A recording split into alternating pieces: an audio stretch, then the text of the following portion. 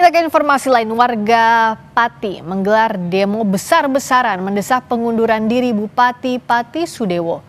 Merespons tuntutan, DPRD Pati pun akan membentuk pansus hak angket membahas pemakzulan. Kericuhan mewarnai aksi unjuk rasa besar-besaran warga Pati, Jawa Tengah yang menuntut mundur Bupati Sudewo. Demo yang semula berlangsung tertib menjadi panas karena pengunjuk rasa berusaha masuk ke kantor Bupati. Polisi pun menembakkan gas air mata. Bupati Pati Sudewo sempat muncul di tengah aksi massa yang menuntutnya mundur. Sudewo menyampaikan permintaan maaf di atas mobil rantis polisi. Namun kedatangan Sudewo disambut lemparan botol air mineral. Polisi lantas melindungi Sudewo memakai tameng polisi. Sudewo kemudian masuk kembali ke mobil dan meninggalkan pendopo Kabupaten Pati. Gubernur Jateng Ahmad Lutfi mempersilahkan warga menyampaikan aspirasi namun meminta aksi berjalan tertib agar ketertiban pelayanan masyarakat. Dia juga telah meminta Bupati Pati menerima aksi warga itu. Aspirasi ini akan juga saya peringatkan kepada Bupati untuk menerima aspirasinya dan nanti dilihat perkembangan yang terjadi sana. Prinsip silakan demo, cuman jangan sampai mengganggu ketertiban umum, kemudian mengganggu pelayanan masyarakat. Pemerintah harus jalan, mekanisme demokrasi harus dilalui. 13 menit waktu Indonesia. Merespons tuntutan warga, DPRD Pati langsung menggelar rapat paripurna. Hasilnya 8 fraksi sepakat mengusulkan pembentukan panitia khusus membahas pemakzulan Bupati Pati Sudewo.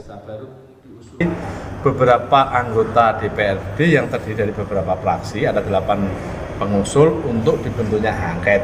Kemudian tadi sudah kita bentuk hak angket yang terdiri dari 15 orang anggota dan sudah dibentuk personilnya, siapa ketua, ya, kemudian wakil ketua, sekretaris dan anggotanya.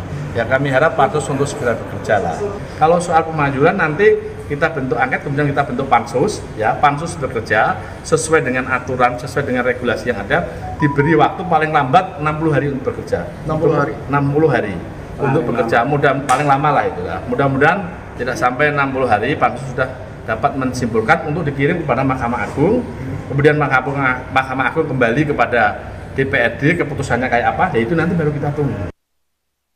Sudewo menyebut unjuk rasa itu menjadi pelajaran berharga buatnya yang baru beberapa bulan menjadi bupati. Dia berjanji bakal bekerja lebih baik lagi. Sudewo juga menghormati keputusan paripurna DPR yang membentuk pansus hak angket. Mengenai desakan mundur, Sudewo bilang dia terpilih secara demokratis dan konstitusional, sehingga semua proses ada mekanismenya. Nanti ke depannya akan saya perbaiki segala sesuatunya. Ini merupakan proses pembelajaran bagi saya karena juga baru saja beberapa bulan menjabat sebagai bupati. Saya menghormati hak angket tersebut, paripurna tersebut. Tuntutan kan sudah disampaikan tadi. Kalau saya kan dipilih oleh rakyat secara konstitusional dan secara demokratis, jadi tidak bisa saya harus berhenti dengan tuntutan. Untuk dengan tuntutan seperti itu, semuanya ada mekanisme. Protes warga berawal dari kebijakan Bupati menaikkan pajak bumi dan bangunan perdesaan dan perkotaan sebesar 250%. Setelah sempat menantang warga untuk mendemo, Bupati Sudewo akhirnya meminta maaf dan membatalkan kebijakan tersebut. Namun, tuntutan warga berubah menjadi mendesak Bupati mundur. Tim Liputan, Kompas TV. Usai demo besar-besaran warga, DPRD Pati akan membentuk pansus hak angket untuk membahas pemakzulan Bupati Pati Sudewo. Kita akan bahas bersama Wakil Ketua Komisi 2 DPR fraksi Partai Gerindra, Bahtra Banong. Juga akan bergabung pakar otonomi daerah Joharman Syah Johan. Dan juga sudah bergabung lewat sambungan Zoom dengan Korlap Aliansi Santri, Tommy AS. Selamat malam, Bahtra. Juga Mas Tommy, selamat malam. Selamat malam, saya ke Bang Bahtra dulu. Kalau sikapnya Gerindra di tengah masyarakat Pati yang berunjuk rasa menuntut Bupati Pati mundur, apa sikap partai? Kami ingin menyampaikan bahwa setiap individu ataupun kelompok, baik itu secara perorangan maupun secara organisasi, itu dibenarkan dalam hal menyampaikan pendapat, karena kan di undang-undang kita sendiri nomor 9 tahun 98 itu diatur bahwa orang bebas berkumpul, berserikat, dan bebas menyatakan pendapat, dan itu bagian dari bagian dari demokrasi, bahwa setiap orang punya hak untuk menyampaikan pendapatnya di muka umum. Nah, bagi kami itu adalah sesuatu yang setiap orang, setiap individu tidak boleh dibatasi untuk menyampaikan pendapat. Jadi itu sah-sah saja kalau misalnya ada masyarakat yang ingin menyampaikan pendapatnya, apakah itu sifatnya dia berkirim surat atau berdemonstrasi, dan itu diatur dalam undang-undang. Jadi ya, itu hak warga Pati? Setiap masyarakat punya hak, itu bukan hanya warga Pati, seluruh masyarakat seluruh Indonesia. Nah, tapi dalam kasus ini itu haknya warga Pati, jadi ya silakan sesuai dengan undang-undang. Silakan menyampaikan pendapat, tapi tentu dalam undang-undang nomor 9 itu kan diatur tata cara penyampaian pendapat di muka umum. Jangan sampai kemudian melanggar juga rambu-rambu yang sudah diatur. Tapi kalau misalnya selama itu berjalan tertib, damai, dan saya pikir itu menurut hemat kami itu adalah bagian dari proses demokrasi yang harus dihargai. Nah, kita dengarkan dulu ya apa suara dari warga yang ikut di sana, ikut demonstrasi. Mas Tommy, sebenarnya tadi itu apa tuntutan warga yang ikut unjuk rasa? Kenapa tuntutannya meminta Bupati Pati untuk mundur?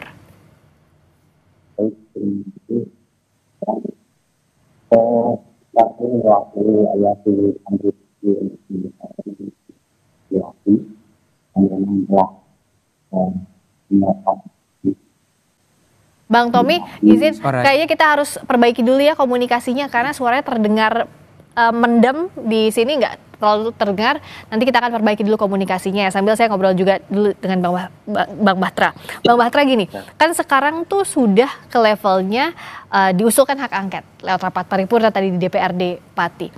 Ini langkah yang tepat atau enggak dengan hak angket? Gerindra gimana? Saya ingin menyampaikan bahwa memang terkait soal pemberhentian kepala daerah itu kan diatur di Undang-Undang Nomor 23 tahun 2014, di mana pasal 78-nya itu poin pertama adalah bahwa seseorang kepala daerah ya bisa dilakukan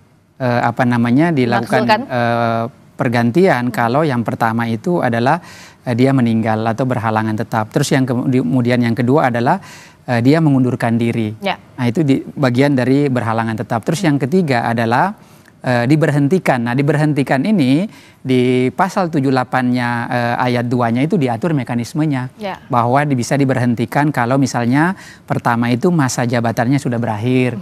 Terus yang kedua dia berhalangan selama 6 bulan berturut-turut. Terus kemudian nanti ada tata cara lagi di pasal 79, 80 sampai seterusnya itu diatur tata cara pemberhentian, bahwa bisa tadi melalui mekanisme. Kalau misalnya sejauh ini bahwa DPRD di Pati sudah membentuk pansus untuk kemudian melakukan hak angket nanti.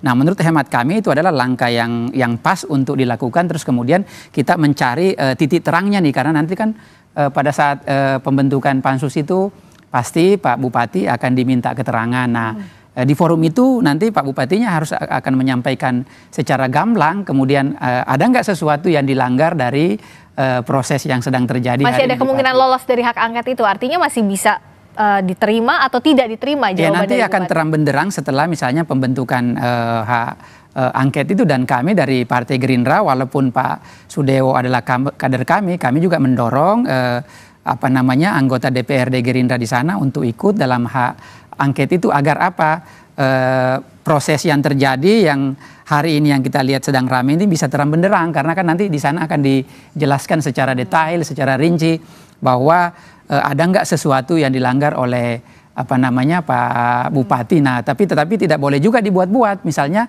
tidak ada sesuatu yang dilanggar terus kemudian dicari-carikan alasannya sehingga kemudian ini menjadi semacam cara terus untuk menggulingkan secara paksa begitu. Secara paksa itu kan tidak boleh juga, karena kan diatur sama undang-undang kita. Tetapi bagi kami Partai Gerindra, kalau memang ada yang dilanggar ya silahkan diproses ke jenjang selanjutnya. Tetapi kalau tidak ada yang dilanggar tentu juga akan harus menjadi pertimbangan. Terus kemudian jangan dicari-carikan alasan. Nah, kalau ini alasannya apa dari warga, Pak Tommy? Karena kan soal kebijakannya sudah dicabut sebenarnya oleh Bupati, tapi ada kemarahan warga pada saat awal kebijakan PBB 250% naiknya ini digulirkan. Mas Tommy. Iya, terima kasih. Kebijakan dari Pak Bupati itu yang kontroversial kan bukan hanya persoalan pajak. Sekali lagi bukan hanya persoalan kenaikan pajak yang menyangkut, tapi banyak sekali kebijakan beliau yang sangat tidak positif dan pro rakyat. Tengah kesulitan ekonomi rakyat, tengah sulitnya lapangan pekerjaan dan sebagainya, beliau itu terlalu mengada-ngada proyek-proyek sehingga mengesankan yang penting kita proyek. Kita tahu sendiri lah gimana proyek. Kadang-kadang dampaknya tidak karena terputus lagi, kita perbaiki lagi komunikasi. Tapi tadi kita sudah menangkap soal kebijakannya dianggap banyak yang tidak produktif dan dianggap mengada-ngada. Nah, yang jadi keberatan warga ini semestinya dijelaskan di hak angket nanti menurut Bang Bahtra.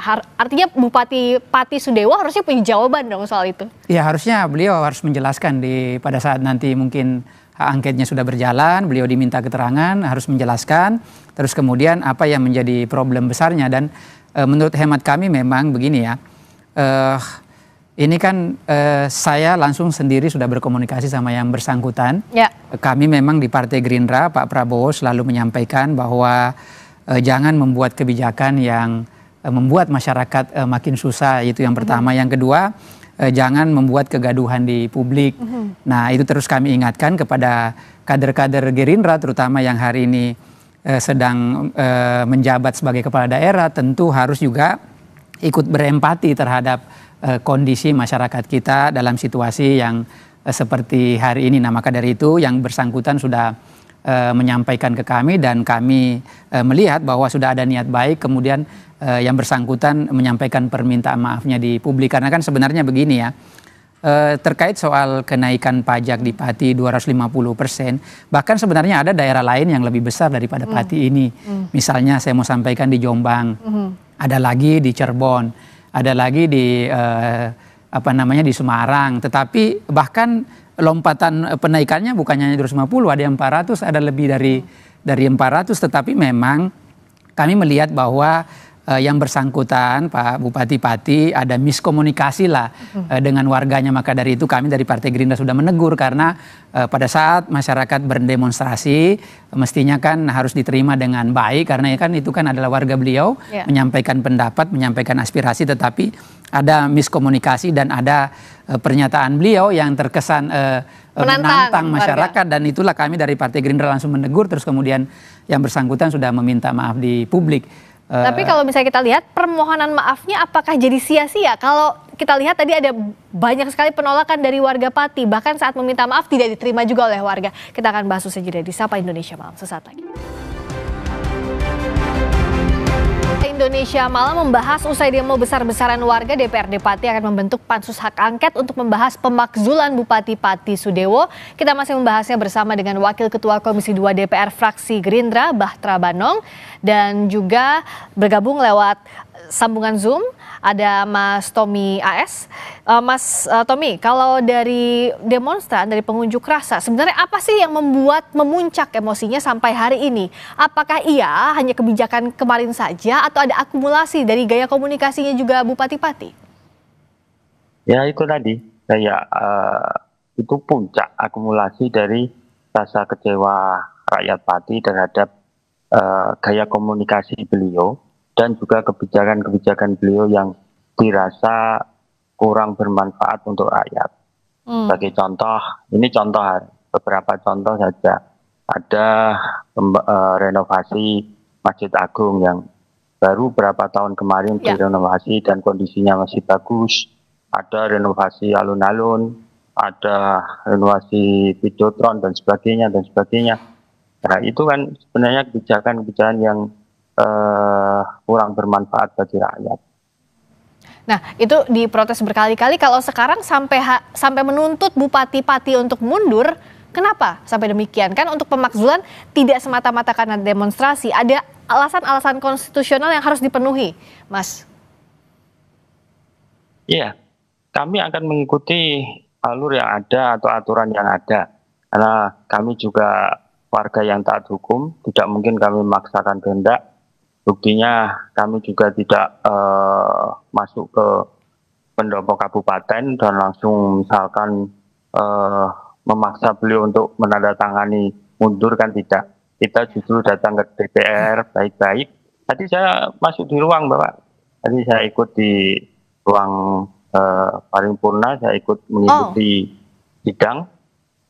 Justru yang kami tanyakan di sini sebagai warga Pati, kami juga ingin tanya bagaimana peran DPR, bagaimana peran DPR menyikapi berbagai macam kebijakan Bupati yang dirasa tidak pro rakyat.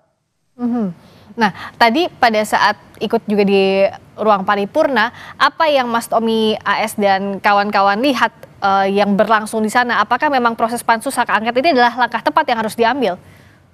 Iya, itu langkah tepat. Kita akan tunggu proses itu sambil mengawalnya.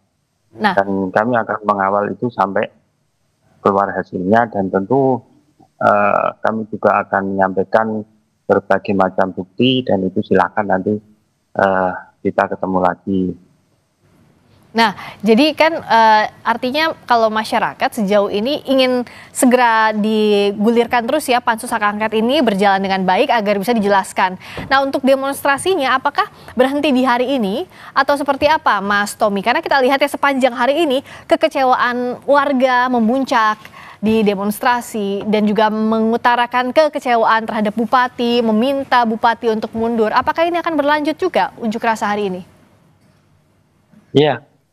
Kalau bukan hari ini, nanti di waktu lain kami akan datang kembali untuk menagih, terutama kepada DPR yang telah menjanjikan kepada kami hak angket tersebut. Ya, jadi pasti kami akan mengawal itu. Pasti akan mengawal prosesnya. Nah, bicara soal proses sekarang, kita juga sudah bergabung dengan pakar otonomi daerah Jo Hermansyah Johan. Pak Jo, apa kabar? Ya, baik, malam. Nah, jadi kalau sekarang kan sudah sampai ke pansus hak angket. Ya. Tapi di sisi lain juga Bupati nggak mau mundur karena dianggapnya sudah terpilih secara konstitusional.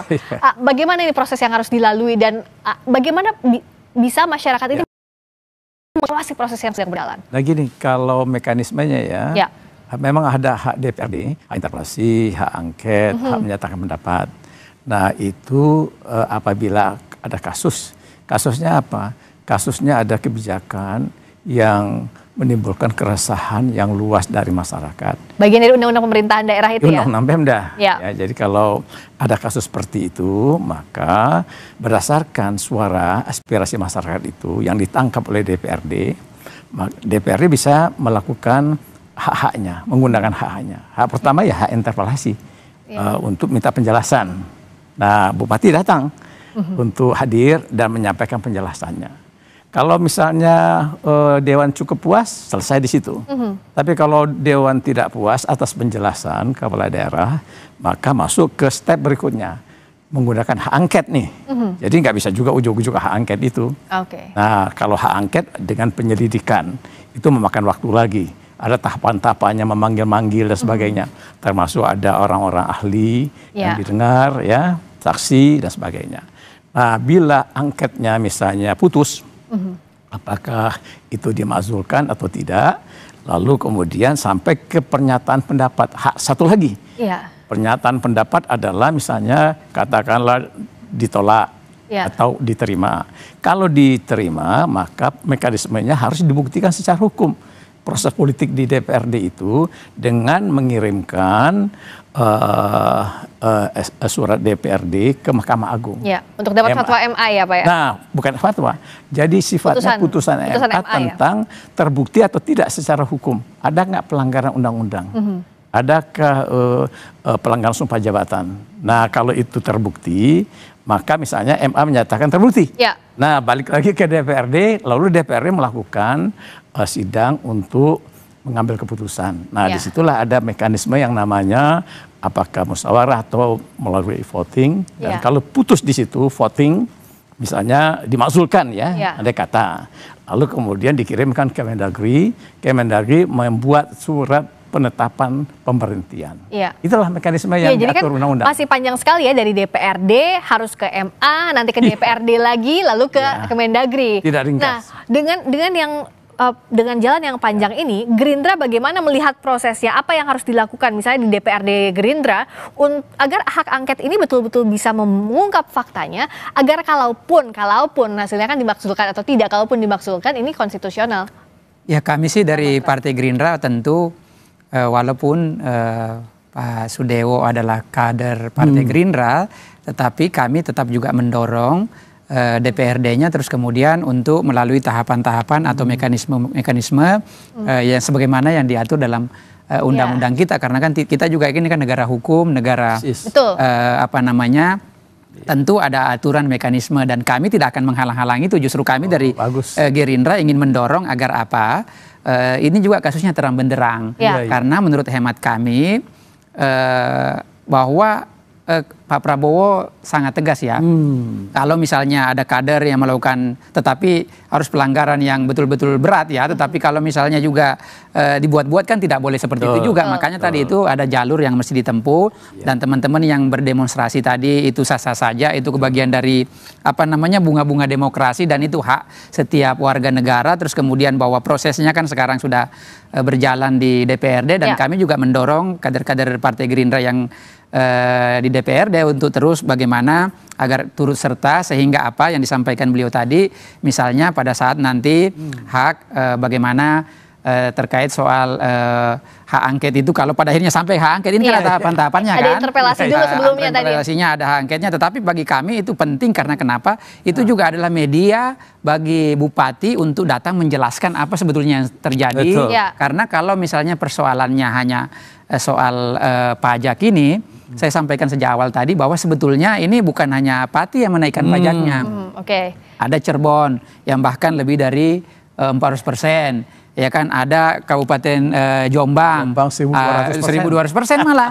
Tetapi memang kami sadari bahwa, dan kami sudah menegur yang bersangkutan, ada komunikasi yang mungkin miss dengan masyarakat atau teman-teman yang datang menyampaikan pendapat, padahal semestinya setiap orang atau warga Pati menyampaikan pendapat, kami sudah menginstruksikan kepada beliau untuk menerima dengan baik, karena bagaimanapun itu kan masyarakat beliau. Nah, tinggal dikomunikasikan dengan baik, setiap aspirasi masyarakat, keluhan masyarakat harus didengar, dan itu harus dijadikan bahan pijakan dalam hal mengambil kebijakan. Itu bagi kami ini sebenarnya ada yang miss. Nah, teman-teman ini saya pikir juga yang berdemonstrasi ini, kalau misalnya Pak Bupatinya berkomunikasi dengan baik, dan ini kan hal-hal sepele sebetulnya ini, hal sepele, tetapi itu juga sudah kami ingatkan bahwa Pak Prabowo selalu menyampaikan kepada kami kader-kader Gerindra, jangan sampai buat kebijakan yang menyengsarakan masyarakat, dan jangan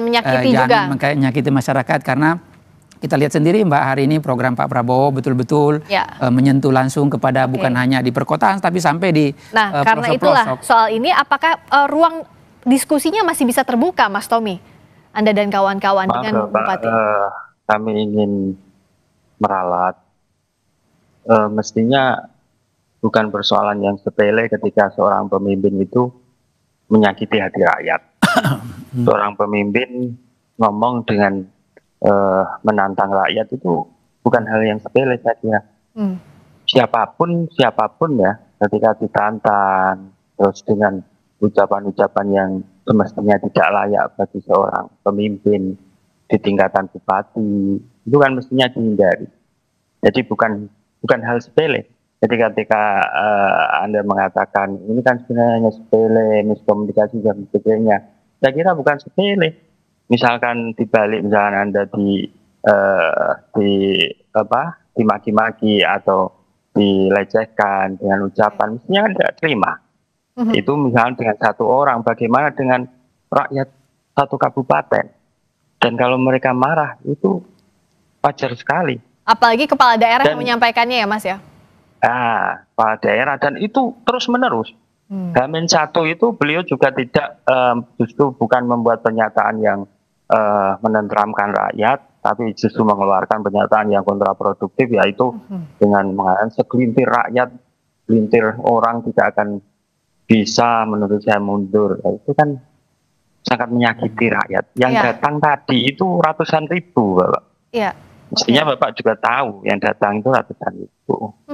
Dan mumpung tadi kami ingat, kami juga ingin menanyakan peran DPR selama ini di mana ketika rakyat sudah mulai berteriak dengan kebijakan-kebijakan yang dirasa tidak penting, yang dirasa tidak menyentuh dengan kebutuhan masyarakat. Di mana peran DPR? Apakah sudah pernah memanggil beliau, ataukah sudah pernah menanyakan dan sebagainya? Karena itu merupakan kewajiban dari DPR.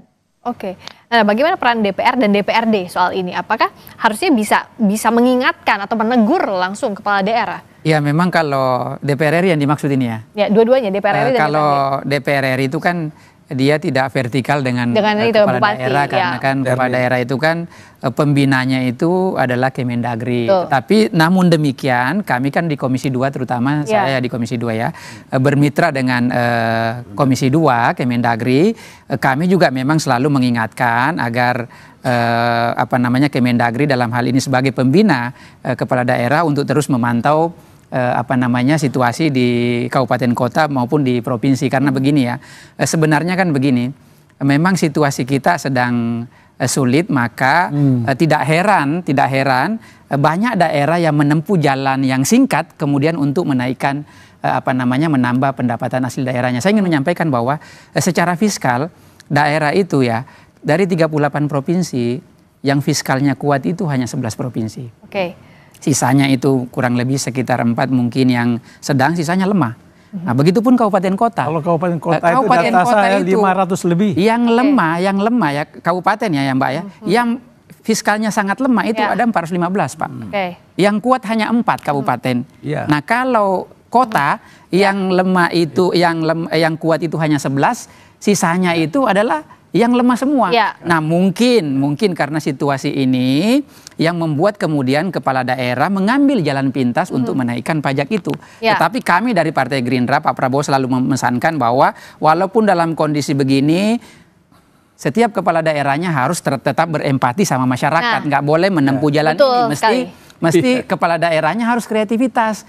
Terus kreatif misalnya, kenapa kami ya contoh kecil Mbak di Komisi 2 ingin mendorong misalnya Kemendagri bagaimana pengawasan sama BUMN ini lebih ditingkatkan agar apa? Itu salah satu BUMD agar itu salah satu cara kemudian agar BUMD kita ini sehat sehingga bisa berkontribusi. Jadi nggak apa-apa tuh langsung pendapatan hasil daerah. Jadi bukan jalan pintas kemudian menaikkan pajak, tetapi itulah kemudian kenapa kami terus mendorong agar kepala-kepala daerah itu harus kreatif. Saya sampaikan, jadi ada persoalan besar sebetulnya. Apa itu? Kondisi DPR juga harus menangkap ini. Tiba-tiba di awal tahun anggaran dana DAU dan DAK dari pusat ya lewat APBN itu dipangkas.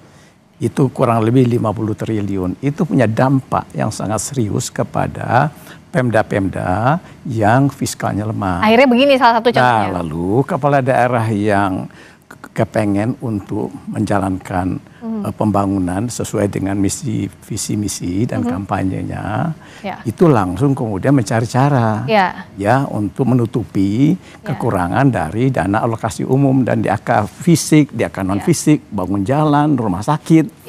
Dari mana mereka cari uang? Nah, sayangnya kepala daerah yang instan kebijakannya naikin pajak, PBB. Itu yang paling membebani rakyat. Ya, inilah salah satunya Pak, izin singkat saja. Kalau 60 hari waktu untuk melakukan proses termasuk angket tadi cukup atau enggak?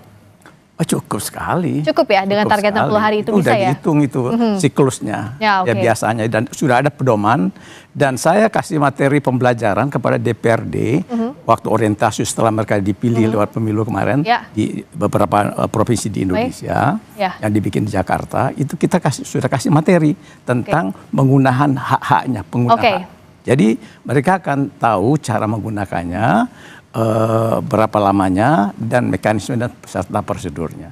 Paham mereka sudah. Dan ini sekarang masyarakat mengawasi, Mas Tommy dan kawan-kawan juga tadi menyebutkan, tapi yang jelas jadi pembelajaran saat empati tidak ditempatkan di nomor 1 dalam membuat kebijakan, ini salah satunya yang akan terjadi. Terima kasih Pak Jo, terima kasih juga Mas Batra, terima kasih Mas Tommy telah bergabung di Sapa Indonesia Malam. Terima kasih. Berikutnya saudara, polemik penarikan royalti pada